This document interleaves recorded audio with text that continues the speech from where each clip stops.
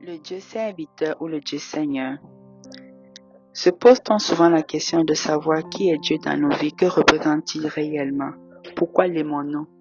Cet amour est-il conditionnel aux bénédictions qu'il nous donne ou sommes-nous tout simplement reconnaissants du fait qu'il nous ait créés?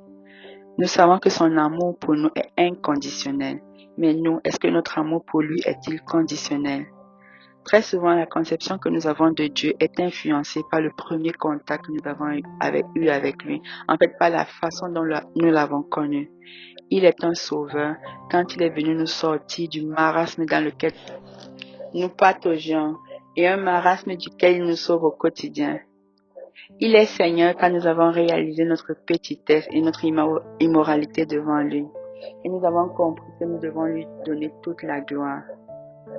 Parce que il a tellement fait pour nous que c'est la moindre des choses que nous pouvons faire pour lui.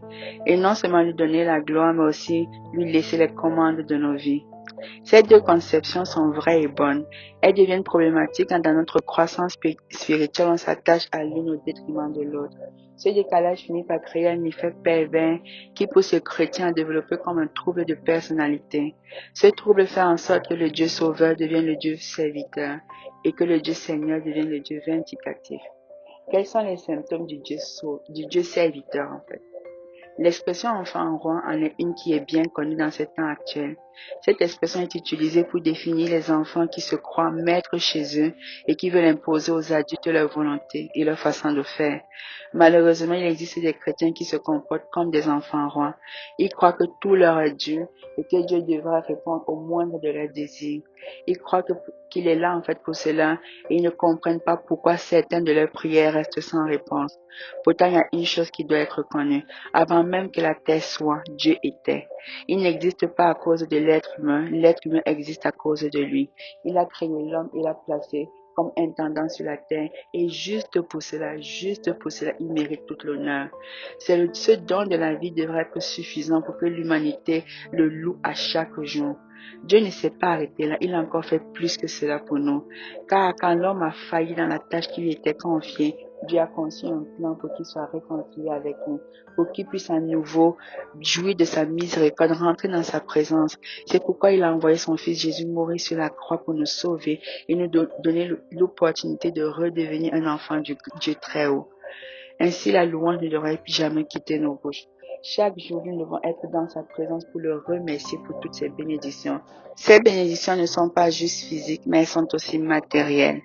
Jésus nous a dit dans la parole, je vous le dis en vérité, il n'est personne qui ayant quitté à cause de moi et à cause de la bonne nouvelle, sa maison, ses frères, ses sœurs, sa mère, son père, ses enfants, ses terres, ne reçoivent au centuple présentement dans ce siècle-ci des maisons, des frères, des sœurs, des mères, des enfants et des terres, lui avec des persécutions et dans le siècle à venir la vie éternelle. Mais nous ne devrions pas avoir peur de ces persécutions. Parce que Dieu a aussi dit dans sa parole, invoque-moi au jour de la détresse et je te délivrerai. Ce que Dieu attend de ses enfants, c'est l'honneur, c'est la louange et c'est l'adoration. Il est le Dieu qui mérite d'être glorifié et d'occuper la place de maître absolu dans le cœur de ceux qui l'aiment. Les symptômes du Dieu vindicatif, que sont-ils? Le Dieu vindicatif est celui qui met un joug énorme sur les épaules de ses enfants. Il attend de la perfection ultime au risque de les punir à chaque mauvais pas. C'est un peu comme si ce Dieu donnait des commandements à ses enfants juste pour avoir le plaisir de les voir faillir et de les punir.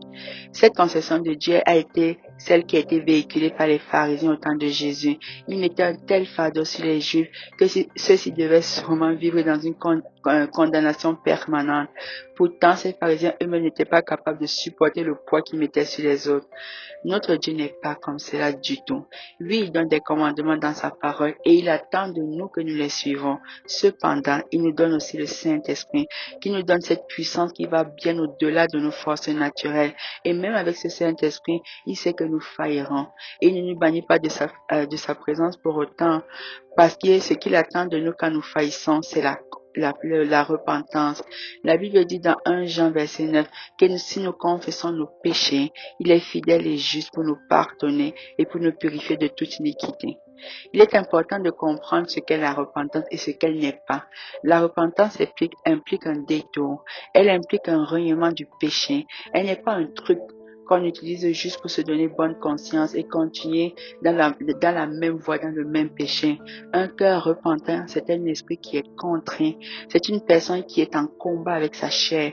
Elle n'est pas confortable dans sa chair, elle n'est pas confortable dans le péché qu'elle commet, mais bien au contraire, cette personne lutte, haït ce péché en elle et tous les jours prie pour avoir la grâce et la miséricorde de Dieu pour être délivré de ce péché.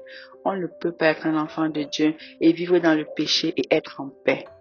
Les enfants de Dieu devraient avoir suffisamment de crainte dans leur cœur, dans leur relation avec Dieu, puisque la Bible dit dans Psaume 111, verset 10, que la crainte de l'Éternel est le commencement de la sagesse. Dieu est roi et il est Seigneur. Il n'est pas une entité au service des êtres humains. D'un autre côté, Dieu aussi est amour et ce qu'il veut pour ses enfants, c'est qu'ils soient sauvés.